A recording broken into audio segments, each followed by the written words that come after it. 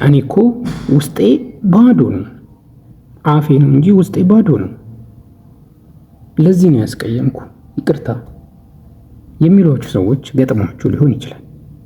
ዛሬ የምናወራው በእንደዚህ አይነት ጉዳይ ነው። ሰላም ውድ የቻናሌ ቤተሰቦች እንዴት ናችሁ?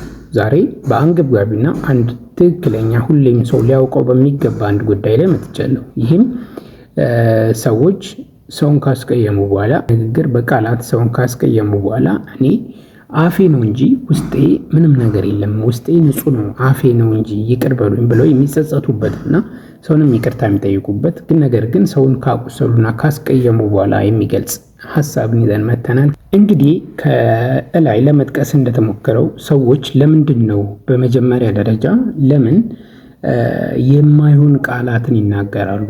ለምንድን ነው ያንን ቃል ላለማውጣት ትግል የማያደርጉት ብለን ስናይ ቀጥታ የሚወስደን የስሜት መብሰል ወይም ደግሞ ኢሞሽናል ኢንተለጀንስ ከሚባለው ሀሳብ ጋራ ነው ማለት ነው።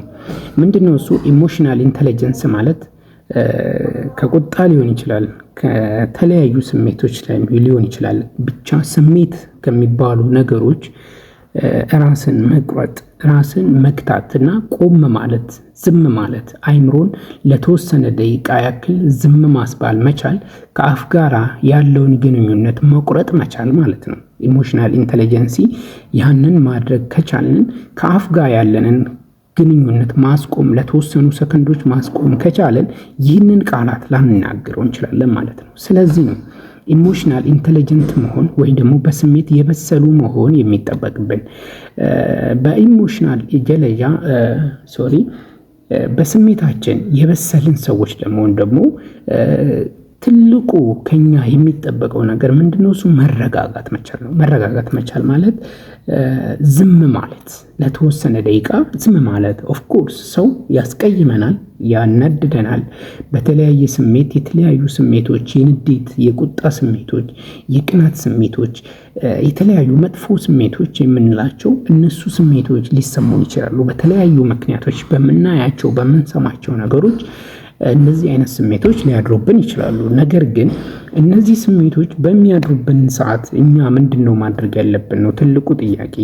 ስሜታችንን የማንቆጣጠር ከሆነ ልክ በመጀመሪያ እንደተናገርነው በምናወጣቸው ቃላቶች፣ በምንናገራቸው ነገሮች ቀጣዩን ሌላውን ከኛ ሌላ ያለውን ሁለተኛ ወገን እንጎዳለን። በቃላት ያን ሰው እንሰብረዋለን፣ እንጎዳዋለን ማለት ነው።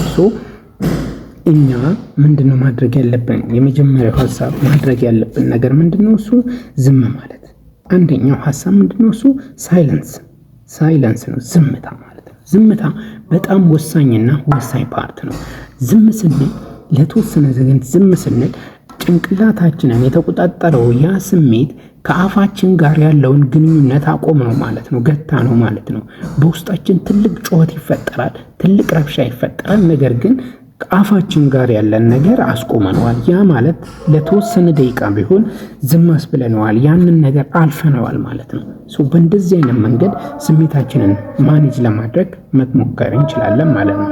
የተለያዩ ነገሮች አሉ። ከእንደዛ አካባቢ ያንን ስሜት ከፈጠረብን አካባቢ ላይ ለተወሰነ ደቂቃ ዞር ማለትም ይቻላል። አካባቢውን መልቀቅ አንደኛው መፍትሄ ሊሆን ይችላል። ኢዘር አካባቢውን መልቀቅ የማንችልበት ሁኔታ ከሆነ ሩም ቤት ውስጥ ምናምን ከሆነ ደግሞ ዝም በማለት ያንን ነገር ለማለፍ መሞከር ደግሞ አንደኛው መንስኤ ይሆናል ማለት ነው። እና ሁለተኛው እሱ ነው። ሁለተኛው አካባቢ መልቀቅ እንዳለው አካባቢ መልቀቅ ከቻልን ምናልባት እዚህ ቦታ ላይ የሆነ ትራብል የፈጠረብን ሊያናደደን የሞከረ ነገር አለ። ያንን ነገር ቦታውን ለቀን ከሄድን ደግሞ ምን ይፈጠራል ማለት ነው? ስሜታችንን የምንቆጣጠርበት ሲቹዌሽን ተፈጠረልን ማለት ነው። የምንቆጣጠርበት ስሜታችንን የምንቆጣጠርበት መንገድ በቦታ በመልቀቅም ሊፈጠርልን ይችላል። አንደኛው ነገር ነው ማለት ነው። ሶስተኛው እንቅስቃሴዎችን ማድረግ ነው። እንደዚህ አይነት ስሜቶች በማንገደብበት ሁኔታ ውስጥ ከሆኑና እነዛ ነገሮች ከተፈጠሩብን ማድረግ ያለብን አንደኛው ነገር እንቅስቃሴዎችን ማድረግ ነው። ዋክ ማድረግ ሊሆን ይችላል፣ ወደ ጂምናዚየሞች ወደ ጂም መግባት ሊሆን ይችላል፣ ቀዝቀዝ ያለ ውሃ መጠጣት ሊሆን ይችላል፣ ሬስት ማድረግ ሊሆን ይችላል።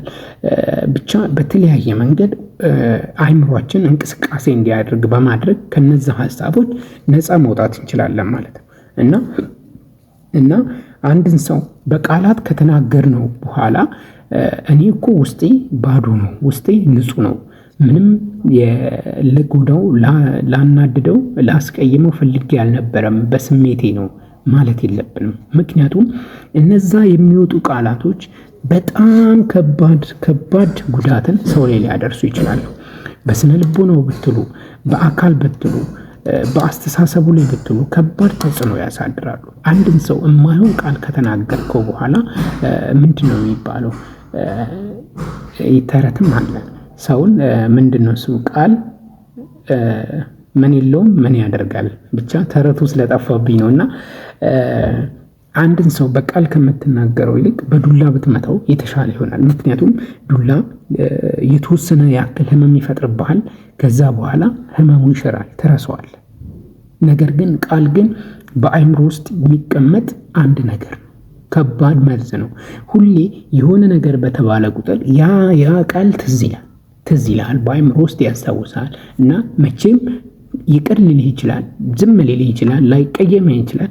ነገር ግን በትክክለኛው የምነግርህና የምነግራችሁ ነገር እነዛ በቃላት የተወጉ ሰዎች መቼም ቢሆን ይቅርታ ያደርጉላችሁ እንጂ ውስጣቸው ያንን ቃል ረስቶታል ማለት አይደለም። ለዛ ነው እኛ ሰዎች ከቃላቶቻችን ልንጠነቀቅ የሚገባው ማለት ነው። ከቃላቶቻችን ለምንጠነቀቅ የሚገባን ትልቁ መንገድ ያ። አመሰግናለሁ። እንደዛ ነው ማለት ነው።